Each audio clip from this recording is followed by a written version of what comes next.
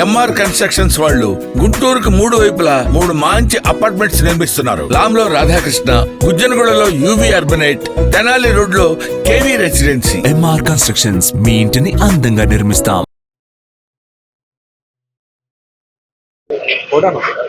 ఇలా దీనికి అతుక్కుపోతాం. అదేంటంటే మెటీరియల్ అది రాక్, ఇలాంటి రాకే.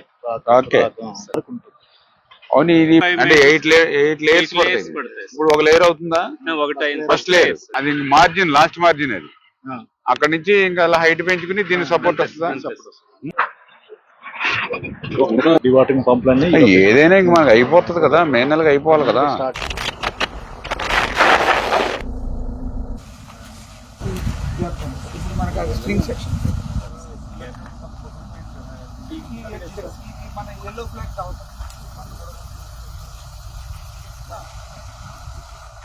ఇది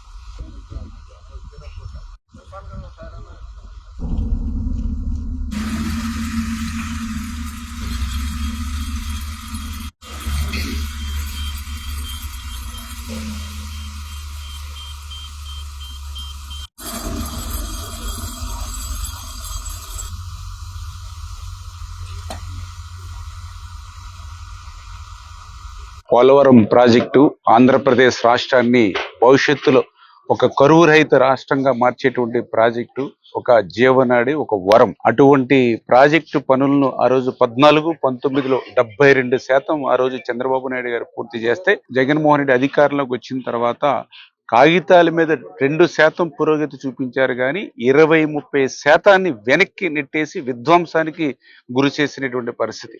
ఈ యొక్క పోలవరం ప్రాజెక్టుకి సంబంధించి మరి చంద్రబాబు నాయుడు గారు కూడా ఒక షెడ్యూల్ ను కూడా ఈ యొక్క పోలవరం ప్రాజెక్టుకే మళ్ళీ విచ్చేసి ఆయన మరి అనౌన్స్ చేసిన విషయాన్ని కూడా ఈ సందర్భంగా గుర్తు చేస్తూ, మరి రేపు ఉదయం చంద్రబాబు నాయుడు గారు కూడా పోలవరం ప్రాజెక్టు పర్యటనకి విచ్చేసి పోలవరం డయాఫ్రమ్ వాల్ ఏదైతే ఉందో మరి అది మొన్న జనవరి 18వ తేదీన ప్రారంభించబడి ఇప్పుడు 2 కట్టర్లు పనిచేస్తూ ఉన్నాయి. 3వ కట్టర్ కూడా ఏప్రిల్ మొదటి వారంలో ప్రారంభించి 2025 డిసెంబర్ కల్లా మరి అక్కడ డీవాల్ నిర్మాణం పూర్తవ్వాలనేటువంటిది. అదేవిధంగా ఏదైతే ఈసీఆర్ఎఫ్ డ్యాము మరి ఏప్రిల్లో గ్యాప్ 1 దగ్గర, నవంబర్లో గ్యాప్ 2 దగ్గర డీవాల్కి ప్యారలల్ గానే నిర్మాణం ప్రారంభించి 2027 డిసెంబర్ కల్లా పూర్తి చేయాలనేటువంటి షెడ్యూల్ ఏదైతే ఉందో దానికి అనుగుణంగా పనుల్ని రేపు చంద్రబాబు నాయుడు గారు పోలవరంలో దాన్ని అన్నిటి కూడా అధికారులతోటి, ఏజెన్సీలతోటి కూడా రివ్యూ చేయబోతున్నారు. అందులో పర్టికులర్ గా ఏదైతే అప్పర్ కాపర్ డ్యామ్ సీపేజ్లు ఏవైతే ఉన్నాయో దాన్ని దృష్టిలో పెట్టుకుని ఏదైతే బట్రస్ డ్యామ్ దానికి సపోర్ట్గా ఏదైతే నిర్మాణానికి డిజైన్స్ ఇచ్చారో దాన్ని ఆ బట్రస్ డ్యామ్ నిర్మాణాన్ని మొదటగా పరిశీలన చేసి, రెండవది ఏదైతే గ్యాప్ 1లో రేపు ఈసీఆర్ఎఫ్ డ్యామ్ ఏదైతే నిర్మాణం చేయబోతున్నామో అక్కడ పనుల్ని పరిశీలించి, మూడవదిగా ఏదైతే డయాఫ్రమ్ వాల్ ఎక్కడైతే పనులు జరుగుతూ ఉన్నాయో 3వ పాయింట్గా ఆ డయాఫ్రమ్ వాల్ పనులను కూడా పరిశీలించిన అనంతరం 4వ పాయింట్గా ఏదైతే ఓబ్రో కంపెన్షన్ ఏదైతే గ్యాప్ 2లో మరి జరగబోతూ ఉన్నాయో ఆ పనుల్ని కూడా రేపు క్షేత్రస్థాయిలో పోలవరంలో చంద్రబాబు నాయుడు గారు స్వయంగా పరిశీలించి ఆ షెడ్యూల్ ప్రకారం ఆ పనులు పూర్తయ్యేటువంటి విధంగా ఆ ఏజెన్సీలకు కానీ అధికారులకు కానీ మా అందరికి కూడా దశ దిశ నిర్దేశం చేయబోతున్నారని చెప్పి మీ ద్వారా తెలియజేస్తాం.